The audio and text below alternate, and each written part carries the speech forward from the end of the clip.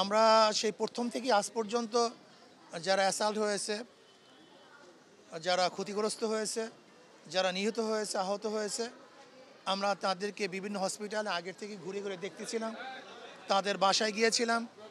তারই অংশবিশেষ আজকে আমরা পঙ্গুতে এসেছি। মাঝখানে যেহেতু অনেকগুলি হসপিটালে গিয়েছিলাম, এখানে যেহেতু তারা ভালো আছে, অনেক জায়গায় দেখা যায় যে এমন হসপিটালও আছে যেখানে চিকিৎসা হচ্ছিল না, সেগুলি দেখার জন্য আমরা চেষ্টা করেছি।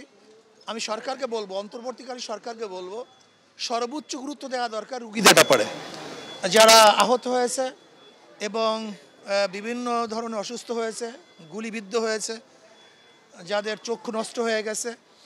আমি অনুরোধ করব বর্তমান অন্তর্বর্তীকালীন সরকার সর্বোচ্চ চিকিৎসা ব্যবস্থা করুন, তাদের পাশে থাকেন।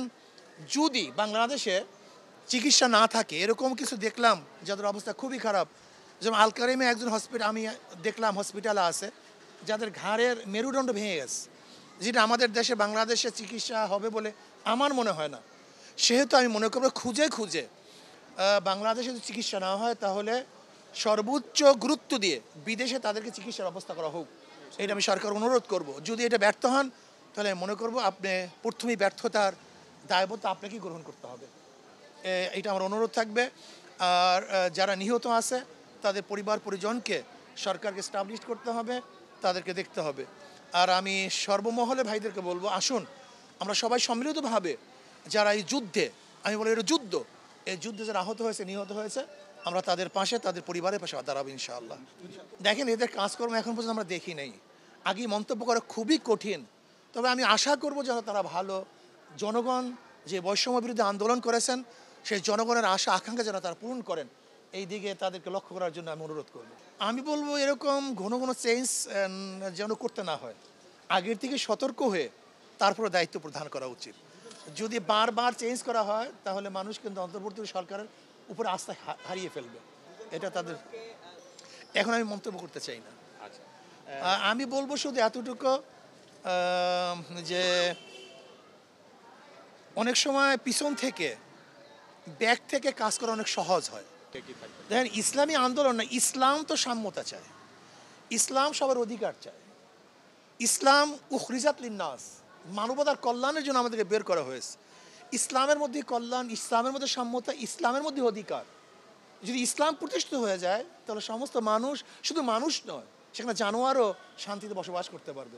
ওমর ইবনে খাত্তাব রাদিয়াল্লাহু বলেছেন, আমার খেলাফতের আমলে, আমার ক্ষমতার আমলে ফোরাতের কুলেও যদি একটা কুকুর না খেয়ে মারা যায় আমাকে জবাব দিতে হবে।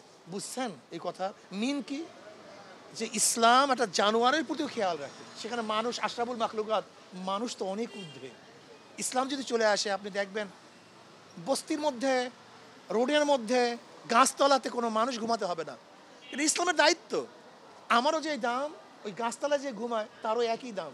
আমিও যে মানুষ, রাস্তার পাশে যারা ধুকে থেকে মরছে তারা একই মানুষ। কাজে ইসলাম মানবতার মর্যাদা চায়, মানুষকে তারা উন্নয়ন করতে চায়। কাজে ইসলাম যদি চলে আসে তাহলে মুসলমান, হিন্দু, বৌদ্ধ, খ্রিস্টান, গরিব, ধনী, শিক্ষিত, মূর্খ, পুরুষ, মহিলা, যার যে অধিকার, সমস্ত অধিকার বাস্তবায়ন হবে, এটা আমার বিশ্বাস। দেখেন, এটা হলো একটা প্রেক্ষাপট কিন্তু স্থায়ী কোনো সমাধান না, এর স্থায়িত্ব বলতে কিছু নেই। এখানে একটা কিন্তু প্রতি বিপ্লবের কথা এসেছিল, যারা বিপ্লবী তারা কিন্তু প্রতি বিপ্লব হতে দেখতে চায় না, তাহলে তো দেশ আরও সংঘাতের দিকে চলে যাবে। কাজে সাময়িক বিষয় কিন্তু স্থায়ী কোনো সমাধান হতে পারে নিয়ে, এটা আমি বলবো না হবেই, হতে পারে। এর জন্য আগের থেকে ডোরকে বন্ধ করা, এটা হতে পারে, এই হিসাবে হচ্ছে। আমি এটা বিস্তারিত কিছু বলতে চাই না, আমি শুধু বলতে চাই প্রতি বিপ্লব ফিরাবার জন্য যে সতর্কতা প্রয়োজন ছিল সেটা সে সতর্কতা অবলম্বন করছে। আমরা সবাই সজাগ আছি, সচেতন আছি, কোনো অবস্থাতেই যেন বিদেশি কোনো শক্তি হস্তক্ষেপ করতে না পারে এবং করতে দেবো না ইনশাল্লাহ। সবাইকে ধন্যবাদ। আসসালামু আলাইকুম।